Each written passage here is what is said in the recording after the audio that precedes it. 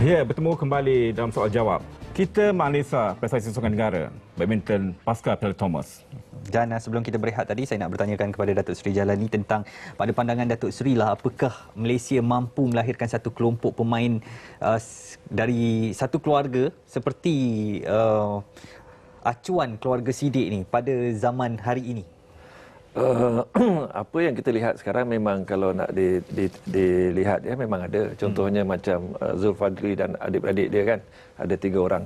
Tetapi yang penting macam mana kita nak menggilap dia, nak menggilap dia dan kita susun perancangan-perancangan teliti kerana dia dijaga oleh ayah dia sendiri.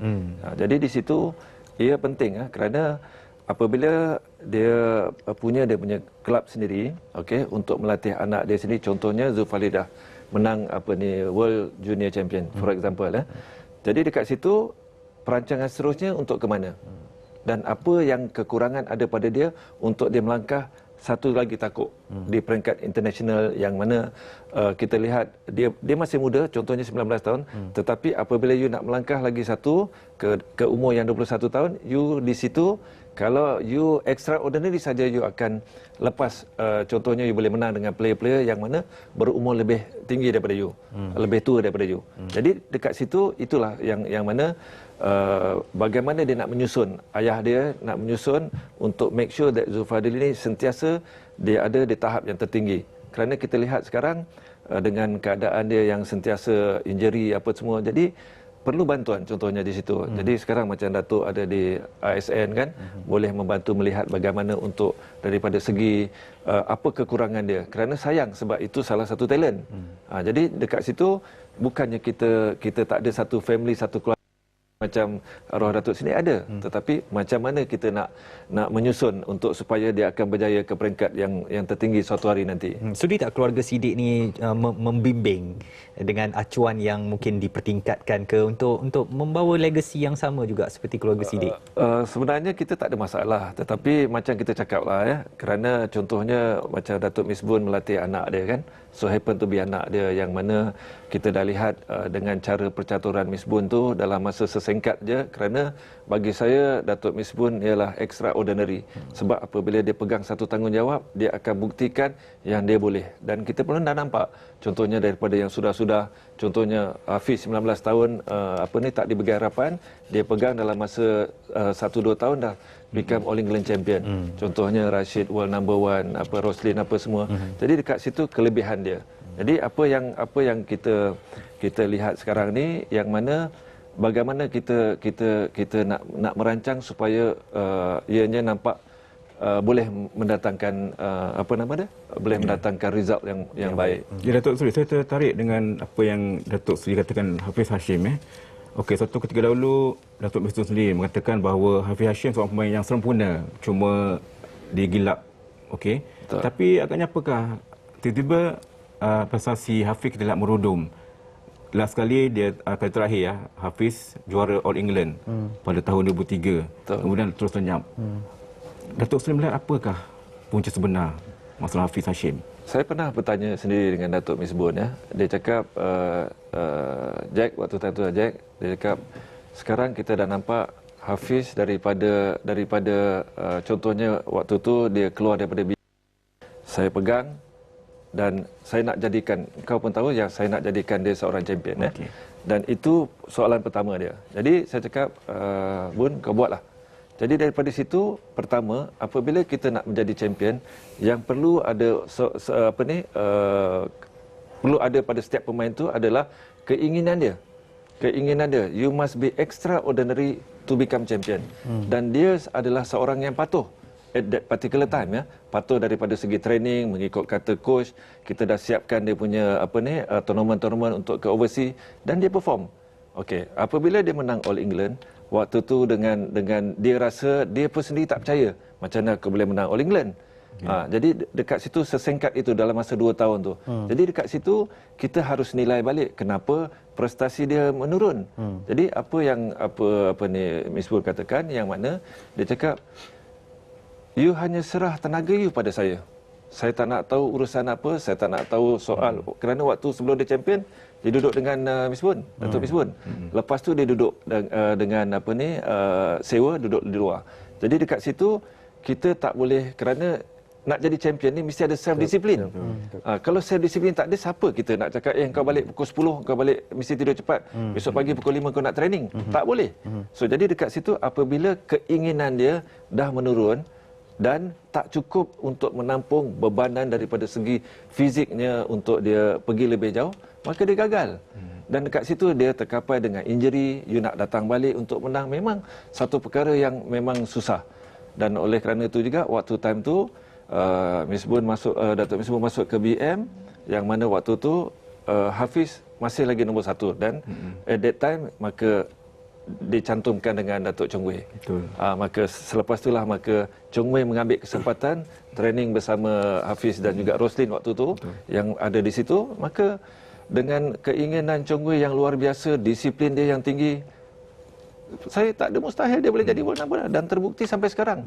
Umur dia 32, going to 32 tu, still dia punya fitness, dia punya komitmen semua tip top. Maka ya, itu Izwan, saya sebenarnya saya menyentuh tentang Hafiz Hashim ni sebab dialah satu-satunya pemata kita yang dianggap boleh meneruskan legasi dan balance dengan kekuatan yang ada pada Lee Chong Wei. Tapi seperti yang Datuk Sri katakan, mungkin masalah disiplin itu. Ya.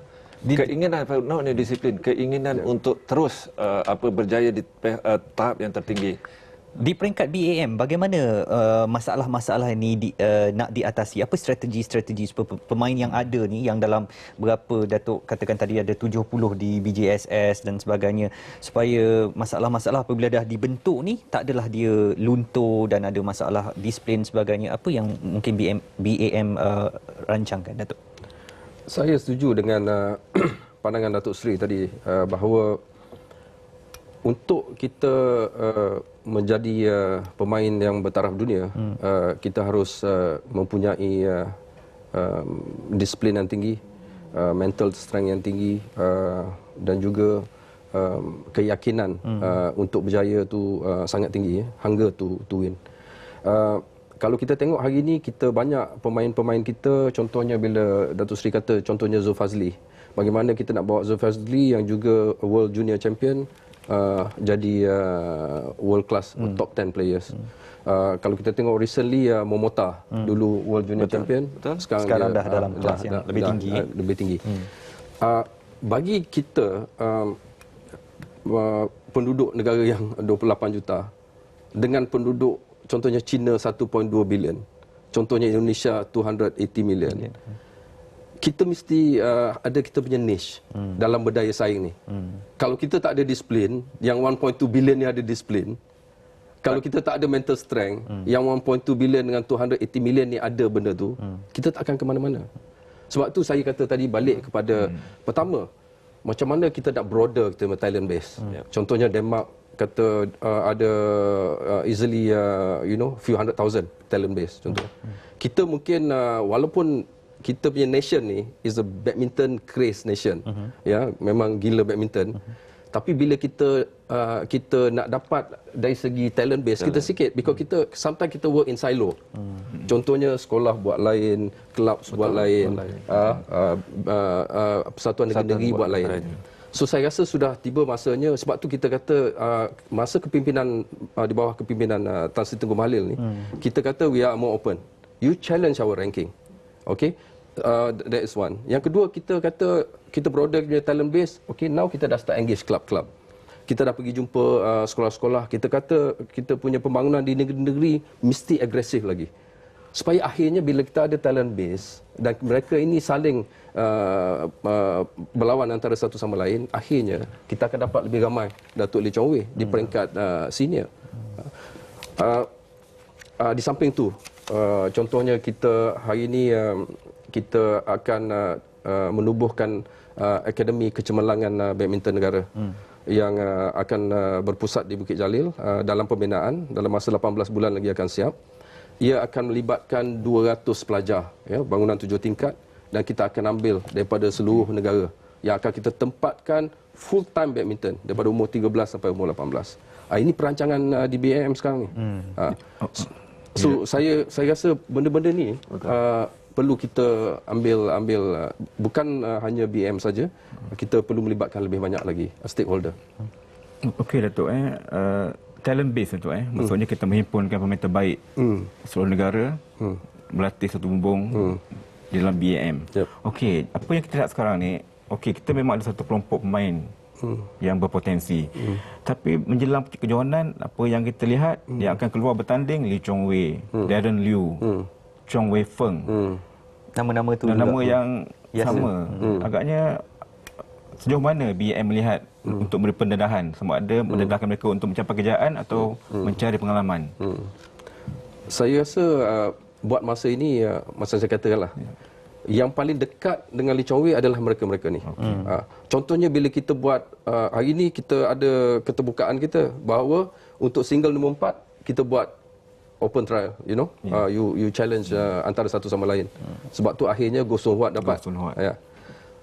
Saya rasa kita banyak lagi pemain-pemain yang cetusan daripada kejayaan kita di Piala Thomas ini. Saya rasa dengan kepimpinan baru ni kita akan melibatkan lebih ramai lagi pemain-pemain. Kita akan bagi pendedahan. Tetapi balik pada Datuk Seri kata, macam mana you visualize pemain single you? Pemain single you, contohnya macam Lindan, Datuk Lee Chong Wei, masuk je dalam gelanggang, orang dah takut kat dia. Okey. Betul tak? Betul. Dia ada aura dia ada dia punya dia ada ability to conquer. You dah tengok, you dah risau tengok dia kan. So that is the kind of pemain single yang you nak introduce. Okey. Tapi pula kita tak boleh ada pemain-pemain yang tak cukup. Contohnya kadang kita kata mental strength. Bukan mental strength, conditioning, fitness. Betul. Contoh dia tak boleh habis game. Game ketiga dia dah bagi game dah bagi game to the opponent. Because why? Kita kata mental strength, tapi dia ada kecederaan. Betul. Macam contoh Datuk Seri kata tadi, Zulfazli kata, kalau dia tak rehabilitate cepat, nak buat conditioning balik, pergi ke ISN, perbetulkan diri, you takkan dapat bertanding di peringkat dunia. So these are the area yang kita hari ini kita akan dan saya sebagai pengurusi Institut Sukan Negara pun melihat perkara-perkara ini.